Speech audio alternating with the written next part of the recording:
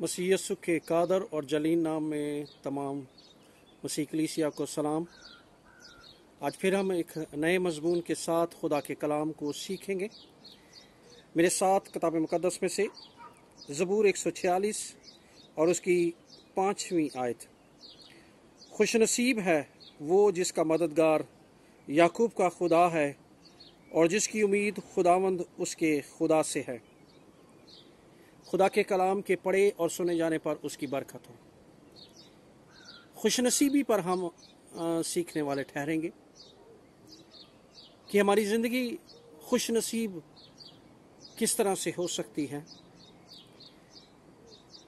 बाज़ का दुनिया खुशनसीब होने के लिए मुख्तलिफ मज़हब में हम देखते हैं कि वो अपनी ज़िंदगी को बेहतर, कि हमारी ज़िंदगी बाबरकत रहे, हम दुनिया में खुशकिस्मत रहें।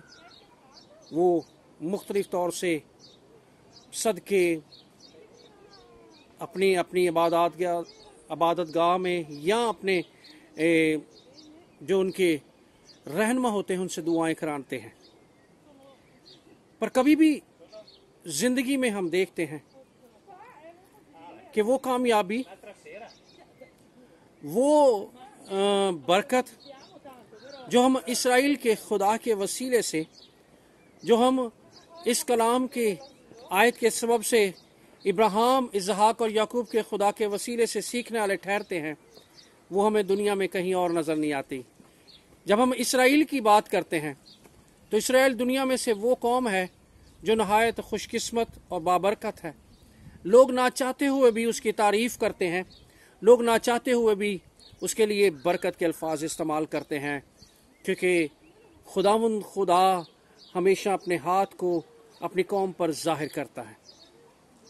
आज जिस आयत को हमने पढ़ा अपने लिए कि खुश नसीब है, वो याद रखें कि मैंने इस बात को अपनी ज़िंदगी में, मसीह ज़िंदगी में सीखा कि जब मैंने अपनी ज़िंदगी खुदावंद को दे दी तो नहायत ज़िंदगी में बरकतों को देखना शुरू कर दिया। फिर तरक्की ना सिर्फ रूहानी एतबार से बल्कि जिस्मानी एतबार से भी मैं तरक्की करता गया और खुदा के करम और उसकी मेहरबानी से बहुत सी बरकत को लेने वाला ठहरा। जब हम खुशनसीबी को अपनी ज़िंदगी में अपने तौर से देखते हैं तो वो वक्ती हो सकती है, नापायदार हो सकती है, पर जब हम खुदा को अपनी ज़िंदगी दे देते हैं तो फिर वो कामयाबी और कामरानी में बढ़ने वाली ठहरती है। किताब मुकद्दस में जब हम रूत की किताब को पढ़ते हैं तो रूत की किताब में हमें इस बात का हवाला मिलता है। रूत की ज़िंदगी के वसीले से मैं आपके साथ उस आयत को तलावत करना चाहता हूँ। जब रूत की सास उससे कहती है कि तू अपने घर वापस चली जा, क्योंकि अब तेरे पास यहाँ कोई उम्मीद नहीं, तो रूत नोमी से कहती है कि मैं तुझे छोड़कर नहीं जाऊंगी, तेरा खुदा मेरा खुदा होगा और जहाँ कहीं तू जाएगी मैं तेरे साथ रहूंगी। याद रखें कि उसका ये फैसला खुदा के हजूर में याद रखा गया। और जब हम मत्ती रसूल का निस्बनामा पढ़ते हैं तो हमें रूत का जिक्र मिलता है, उसके नाम का जिक्र मिलता है। एक बड़ा खुशनसीब वो शख्स है जिसके यीशु मसीह के निस्बनामे में जब उसका जिक्र होने वाला ठहरा। खुदा का कलाम खास उसका जिक्र वहां करता है क्योंकि उसने याकूब के खुदा पर उम्मीद रखी, उसको अपना लिया और वो खुशनसीब हो गई। याद रखें कि जब हम अपनी पुरानी जिंदगी को छोड़कर, अपने गुनाहआलूदा जिंदगी को छोड़कर, अपने जिस्मानी बुतों को जो माबूद हैं ऐसे जिंदगी को छोड़कर खुदा, सच्चे खुदा की हजूरी में आते हैं तो हम खुश नसीब हो जाते हैं। और रूत की जिंदगी में ये बरकत हम सीखने वाले ठहरते हैं। याद रखें कि जब रसूलों ने अपने आप को खुदावंद यीशु मसीह की शागिर्दियत में दे दिया तो फिर एक सवाल किया, क्या खुदा हम तेरे पीछे हो लिए हैं, अब हमें क्या हासिल होगा? तो यीशु मसीह ने उनकी इस नाउमीदी की बातों में एक बड़े वादे को और एक उम्मीद को और एक खुश नसीबी को जाहिर किया। उसने कहा, जमीन पर याद रखो कि 100 गुना और हमेशा की जिंदगी तुम लेने वाले ठहरोगे।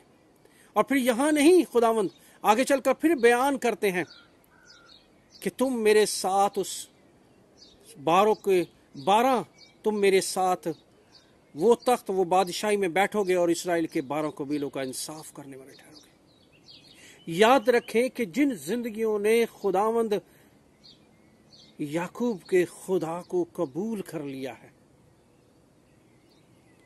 उनकी बरकत, उनकी ब्लेसिंग बढ़ गई है। मैं एक बुजुर्ग, बहुत सी हस्तियां गुजरी हैं, पर मैं बुजुर्ग शहबाज मसीह का, जो सिख घराने से आए और जिन्होंने ज़बूर को पंजाबी में लिखना शुरू किया, आज दुनिया भर में जहाँ जहाँ वो पंजाबी ज़बूर पढ़े जाते हैं, खुदा के लोग उसे मुबारक कहते हैं, क्योंकि वो उन खुश नसीब लोगों में हो गए। याद रखें ऐ मेरे अजीजों कि अगर हम चाहते हैं कि हम खुश नसीब लोगों में शामिल हो जाएं, तो हमें अपने आप को खुदावंद के सुपुर्द करने की ज़रूरत है। क्योंकि ज़बूर नवीस एक तजर्बे की बेस पर इस बात को बयान करने वाला ठहरता है। वो तवारीख को जानने वाला था और ख़ुद इस एक तजर्बे से गुजरा था। जब वो 9 उम्र था तो उसने याकूब के खुदा को मददगार होते हुए देखा, क्योंकि उसका भरोसा उस पर था। उसने अपने नौजवानी के अय्याम में अपने से कई गुना ज़्यादा ताकतवर को ज़ेर किया। और फिर वो ज़बूर 146 उसकी 5वीं आयत में कहता है, खुश नसीब है वो आदमी जिसका मददगार याकूब का खुदा। कोई ठहर नहीं सकता था जाति जूलियत के सामने, पर उसे पता था कि मेरा मददगार याकूब का खुदा है।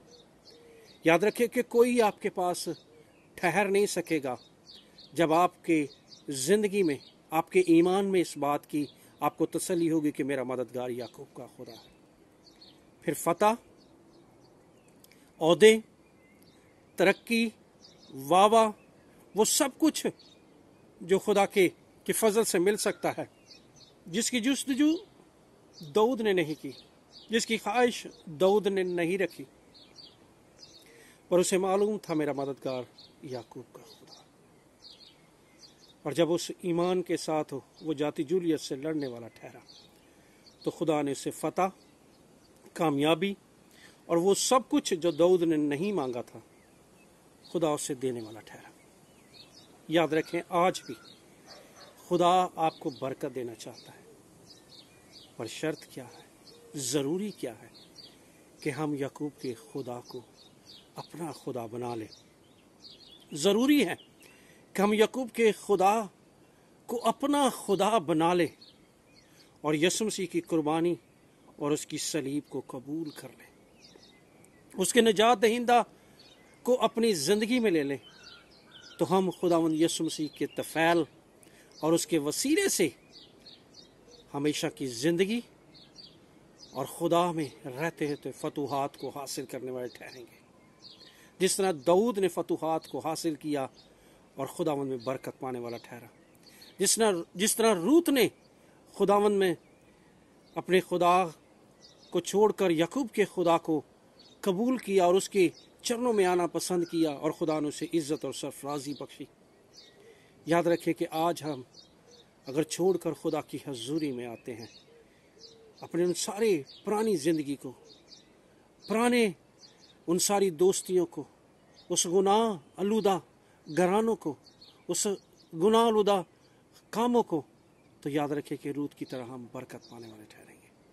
خداوند مجھے اور آپ کو اس کلام کے وسیلے سے برکت دے، اور خداوند آپ سب کے ساتھ ہو، یسوع مسیح کے نام سے آمین۔